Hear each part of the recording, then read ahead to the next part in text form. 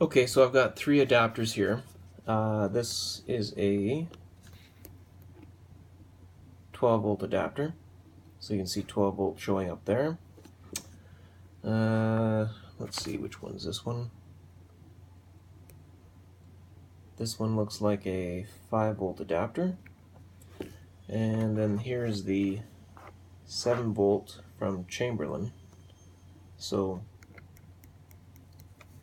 as you can see, it's not showing any voltage. So I think I've got a bad power supply.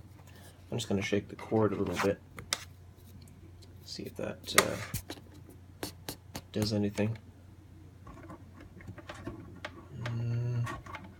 Nope. Cord doesn't seem to be bad, but yeah, so I'm not getting any voltage. Alright,